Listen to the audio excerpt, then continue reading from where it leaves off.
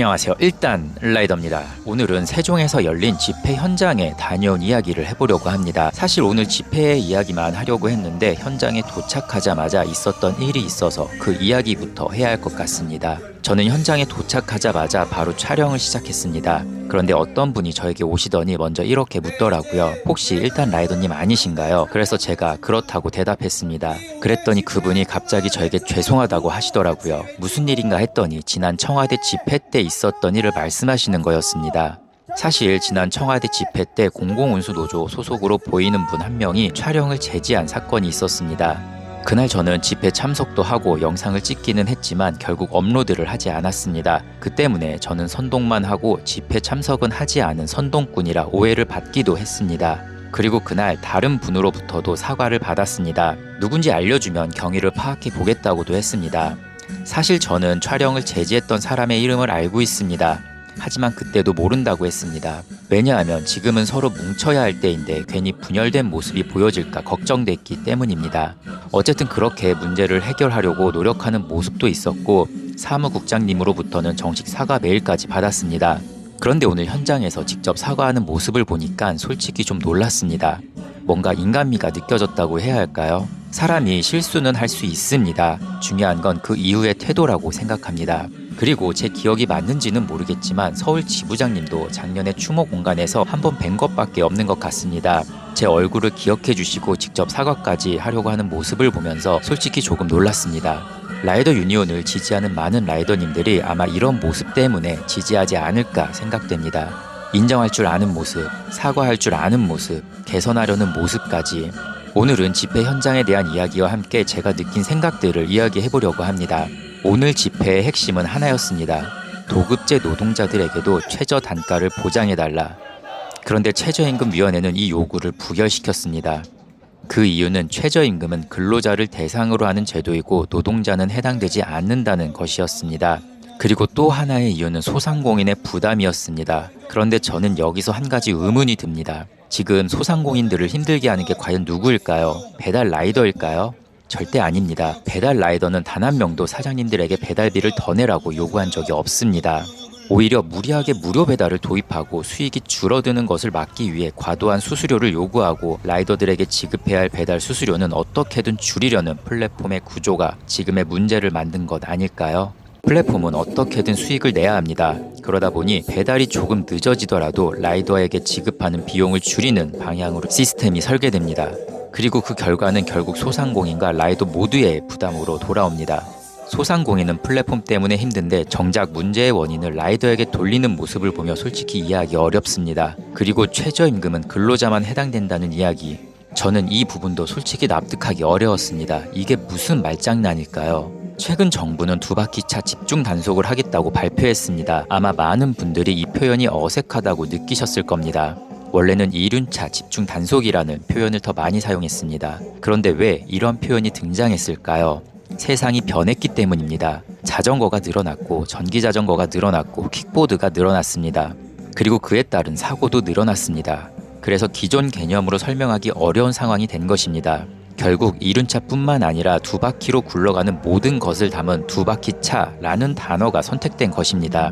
세상은 계속 변하고 있습니다. 그런데 최저임금은 근로자만 적용해야 한다는 발상은 여전히 수십 년 전 틀 안에 갇혀 있는 것처럼 보입니다. 이제는 변화가 필요합니다. 우리나라의 도급제 노동자가 약 870만 명이라고 합니다.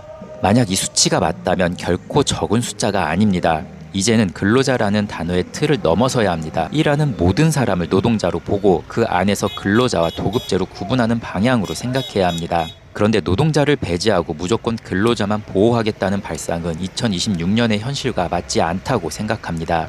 AI 이야기가 나오면 순식간에 대응합니다. 자동화 이야기가 나오면 발빠르게 움직입니다. 새로운 기술이 나오면 규제도 만들고 제도도 논의합니다. 그런데 왜 노동 형태의 변화에는 그렇게 보수적일까요? 우리가 많은 것을 요구하는 게 아닙니다. 최저의 선, 정말 그것 하나를 요구하는 것입니다. 플랫폼의 기둥뿌리를 뽑아서 오마카세를 먹겠다는 것도 아닙니다. 망해가는 회사에 돈 더 달라고 떼쓰는 것도 아닙니다. 플랫폼이 돈 많이 벌었으니 우리도 한몫 챙기게 해달라는 것도 당연히 아닙니다. 그냥 최저의 선, 그냥 최소한의 선을 만들어 달라는 것입니다. 그게 그렇게 어려운 일일까요? 그리고 솔직히 궁금합니다. 공익위원들은 알바라도 해본 사람들일까요? 노동 현장에 대해 많이 아는 사람들일까요? 도급제 노동자들이 어떻게 살아가는지 알고 있을까요? 최저임금을 정하는 자리에 왜 교수들이 필요할까요? 물론 전문성은 중요합니다. 하지만 최소한 노동의 현실을 직접 경험해본 사람들의 목소리도 충분히 반영되어야 하는 것 아닐까요? 최근 라이브 방송을 하다가 한 구독자분의 이야기를 들었습니다. 그분이 하소연을 하시더라고요. 14시간을 일했는데 그중 4시간이 콜이 없었고 결과적으로 시급이 8,000원 정도밖에 안 됐다고 합니다. 물론 콜이 없는 것은 어쩔 수 없습니다. 고객이 주문을 하지 않겠다는데 억지로 주문을 만들 수는 없습니다. 플랫폼에 없는 콜을 만들어 달라고 요구할 수도 없습니다. 하지만 적어도 쉬지 않고 일했을 때 최저임금 수준만큼은 벌 수 있게 해달라는 요구, 그 요구가 그렇게 과한 것일까요? 그리고 국제노동기구 ILO 역시 플랫폼 노동 문제에 관심을 가지고 논의를 이어가고 있습니다. 그만큼 플랫폼 노동 문제는 한국만의 문제가 아니라는 것입니다. 전 세계가 고민하는 문제입니다. 왜냐? 플랫폼 기업들은 근로자로 직접 고용할 경우 발생하는 비용과 책임을 줄이기 위해 지금의 구조를 유지해왔기 때문입니다. 필요할 때는 플랫폼 노동자라고 부릅니다. 하지만 책임을 져야 할 때는 개인 사업자라고 합니다. 그 결과 많은 사람들이 노동복지 사각지대에 놓여 있습니다. 그래서 국제사회에서도 관심을 갖는 것입니다. 그런데 이상하게도 대한민국은 노동 문제만 나오면 유독 보수적으로 변하는 것처럼 느껴집니다. 집회 현장에는 한노총 깃발도 보였습니다. 그 깃발이 흔들리는 모습을 보면서 여러 생각이 들었습니다. 한노총과 민노총이 라이벌 관계일지는 모르겠습니다. 가는 길이 다른지도 모르겠습니다. 하지만 적어도 노동자들을 위한 마음만큼은 같지 않을까 생각했습니다. 공공운수 노조면 어떻습니까? 서비스 연맹이면 어떻습니까? 노동자들을 위해 실제로 움직이는 조직은 결국 노조밖에 없다는 현실도 있습니다. 그리고 지금 라이더 유니온이 움직이고 있는 겁니다. 물론 아쉬움도 있습니다. 도급제 노동자들이 모두 모여서 정말 큰 규모의 집회를 했으면 어땠을까 하는 생각입니다. 그렇게 많은 사람들의 생계가 달려있다는 것을 더 강하게 보여줄 수 있었을 텐데 말입니다. 그 부분은 조금은 아쉽습니다. 그래도 이번 집회에는 건설노조, 금속노조, 대리운전노조 등 많은 단체들이 연대했습니다. 서로 처한 환경은 달라도 함께 목소리를 냈습니다. 저는 그것만으로도 의미가 있다고 생각합니다. 그리고 고용노동부 건물을 한 바퀴 도는 행진도 합니다. 수많은 사람들이 함께 걸어갑니다. 누군가는 플랜카드를 들고 있고 누군가는 깃발을 들고 있고 누군가는 땀을 흘리며 구호를 외칩니다. 각자의 사정은 다르지만 모두 더 나은 노동 환경을 이야기하고 있습니다. 그리고 차량 위에서 이동하는 위원장님의 모습도 보입니다. 라이더 유니온 위원장님은 사무국장님과 함께 며칠째 세종정부청사 앞에서 천만 농성 중이었습니다. 면도도 제대로 못했을 것이고 바뀐 잠자리도 불편했을 겁니다. 체력적으로도 쉽지 않았을 겁니다. 그런데도 카메라를 보시더니 해맑게 웃으며 반겨주시더라고요. 누군가는 보여주기식이라고 말할 수도 있습니다.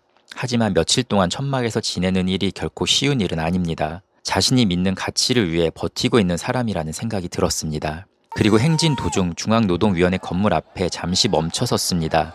그리고 우리의 목소리를 전달했습니다. 그 순간 이런 생각이 들었습니다. 저 건물 안에서 노동자들은 최저 단가도 정해줄 필요가 없다고 주장하는 사람들은 우리를 보면서 어떤 생각을 하고 있을까? 우리는 지금 뜨거운 태양 아래 서 있습니다. 최저의 선만 정해달라고 외치고 있습니다. 하지만 사실 우리는 오늘만 이런 사람들이 아닙니다. 우리가 이곳에 오지 않았더라도 우리는 어차피 뜨거운 태양 아래서 땀 흘리며 일하고 있는 사람들입니다. 오늘만 힘든 것이 아닙니다. 원래 그렇게 살아가고 있는 사람들입니다.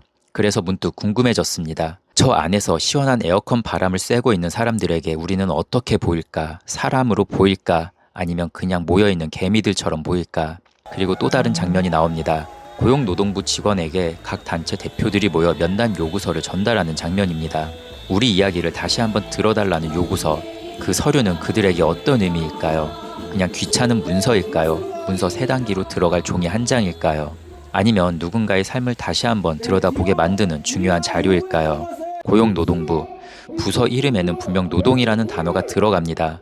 그런데 왜 노동자들이 최소한의 선을 정해달라는 요구에는 왜 이렇게 답이 없는 걸까요? 만약 계속해서 노동자를 외면할 것이라면 정말 고용노동부에서 노동이라는 단어를 빼야 하지 않을까요?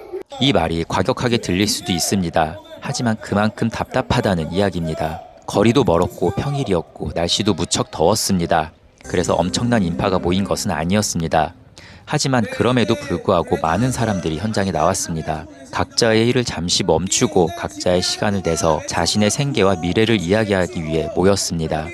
저는 오늘 현장에서 그런 사람들을 보며 한 가지를 느꼈습니다. 노동 문제는 특정 직업군만의 문제가 아니라는 것입니다.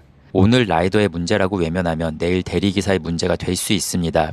모레는 프리랜서의 문제가 될 수 있습니다. 그리고 언젠가는 또 다른 형태의 노동자 문제가 될 수 있습니다. 세상은 계속 변합니다. 노동 형태도 계속 변합니다. 그렇다면 제도 역시 변화해야 합니다. 최저임금 제도가 만들어졌던 시절에는 없었던 직업이 지금 너무 많습니다. 플랫폼 노동도 그중 하나입니다. 그래서 지금 필요한 것은 과거 기준을 고집하는 것이 아니라 현실을 반영하는 논의라고 생각합니다. 오늘 집회가 당장 세상을 바꾸지는 못할 수도 있습니다. 오늘 외친 목소리가 당장 정책으로 이어지지 않을 수도 있습니다. 하지만 아무도 말하지 않으면 아무것도 바뀌지 않습니다. 그래서 누군가는 말해야 합니다. 누군가는 거리로 나와야 합니다. 누군가는 기록해야 합니다. 그리고 저는 오늘 그 현장을 기록했습니다. 오늘 더운 날씨 속에서 함께 목소리를 내주신 모든 분들 정말 고생 많으셨습니다. 진심으로 수고하셨다는 박수를 보내드리고 싶습니다. 감사합니다.